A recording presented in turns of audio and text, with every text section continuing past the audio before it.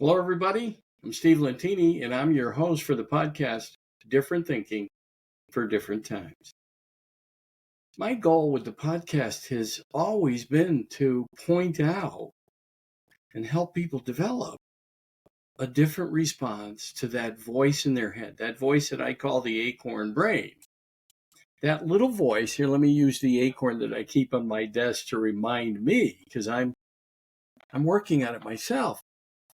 And my passion really is to help raise the consciousness of humanity one person at a time, beginning with me. And so earlier this year, I wrote the book, No BS Coaching. No BS Coaching. Wake up from the BS you tell yourself, right? Because we all tell ourselves stories.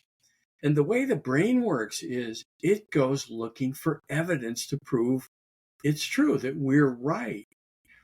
And we can see so much evidence of it in so many stories where by observing others, you can see how their story doesn't serve them. And they're so enrolled in it that it actually impacts their life. And so I want to help people wake up from the BS they tell themselves. And then I also wrote a few weeks ago, How to Train Your Mind, written by a dragon. Program your mind for success. That whatever shows up in our lives is a result of our thinking and what we focus on.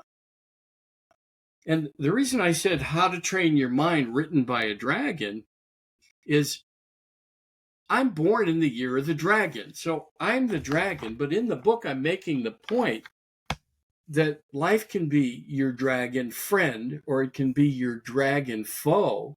And it's up to how you look at things. It's up to you to program your mind, your response to events in life, your response to others. Because guess what? In my experience, it's all a gift. It's life working to wake us up. Life is our friend. So here's what I'd like you to start with is think about this question. Do you believe life is happening to you or for you? I've been on both sides of that equation. And before I was 50, mostly I thought life was happening to me. And I had a good reason for everything, including people I didn't like, people who bothered me, events that didn't work out. I had an excuse, what I call the woe is me story.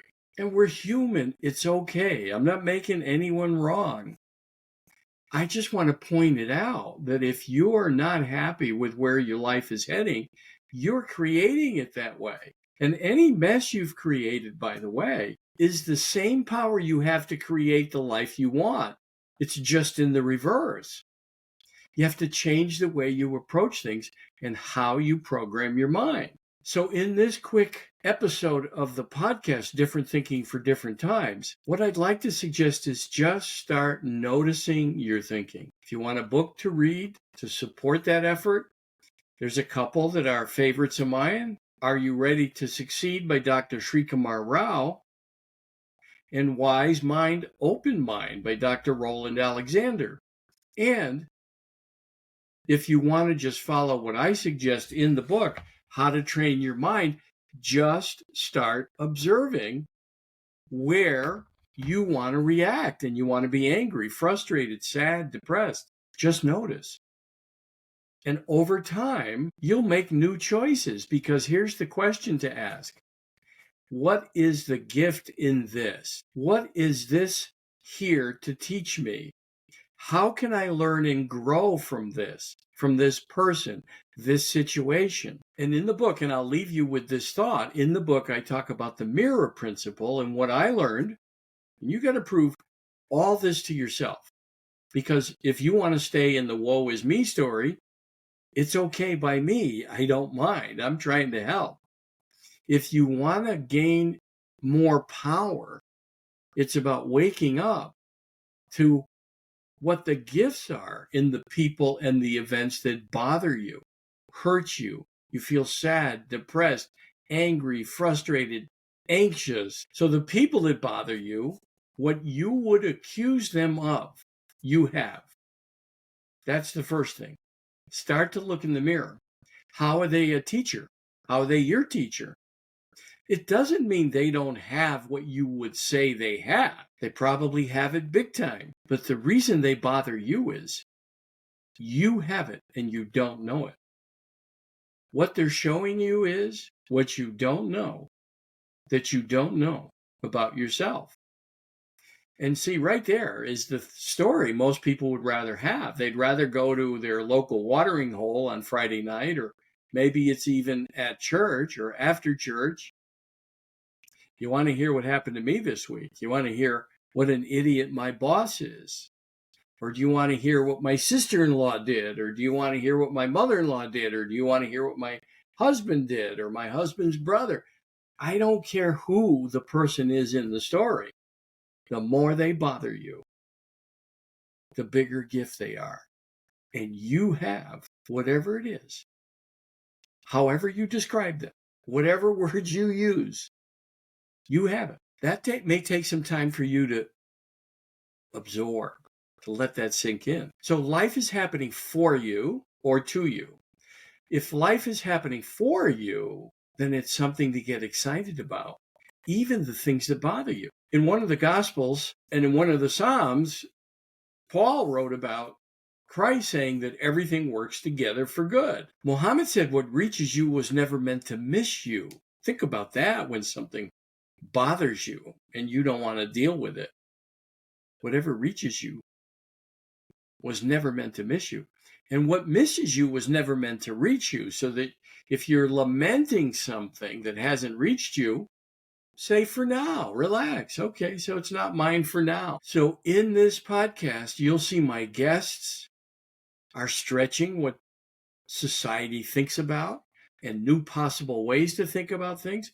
Some of my guests are facing challenges that are way beyond what the average person has to face daily. And we talk about how to use gratitude and surrender, because those two aspects of my personality that I learned the hard way brought me unimaginable gifts. I do talk about, if you want to go back to some of the earlier episodes, how I had a near-death experience on November 18th, 2002, and it began with November 13th, 2002, waiting for the ambulance.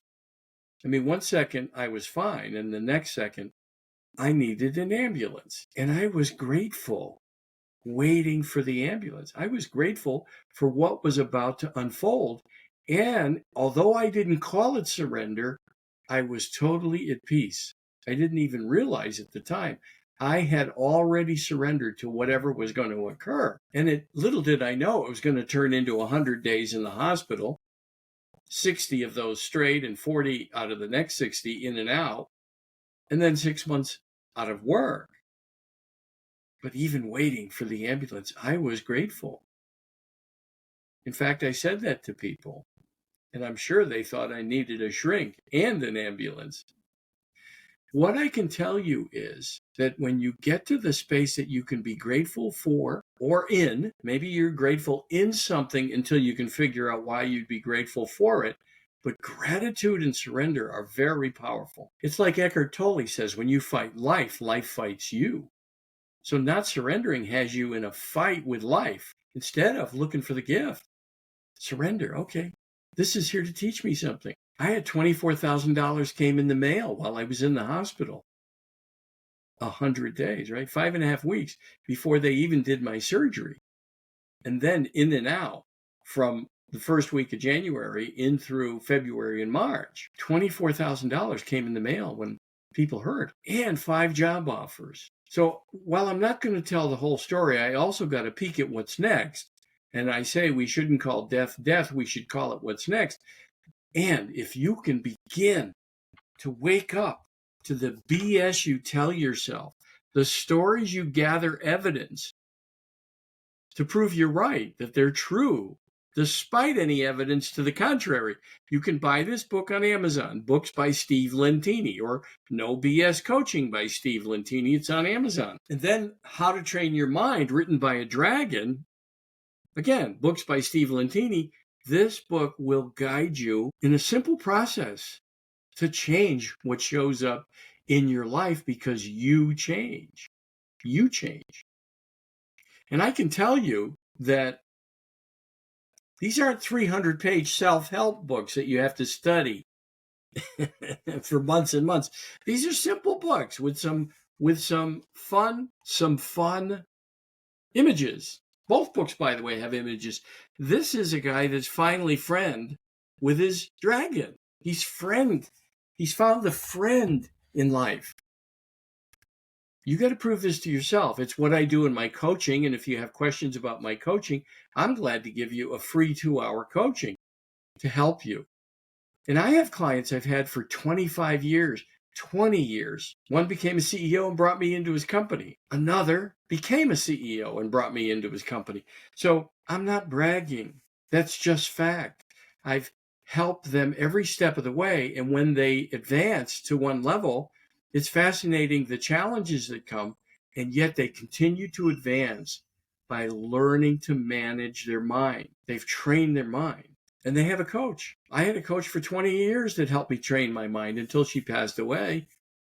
I had a coach before her, and I've got a coach now. I've had other coaches. I continue to work on training my mind, and I want you to learn to do that.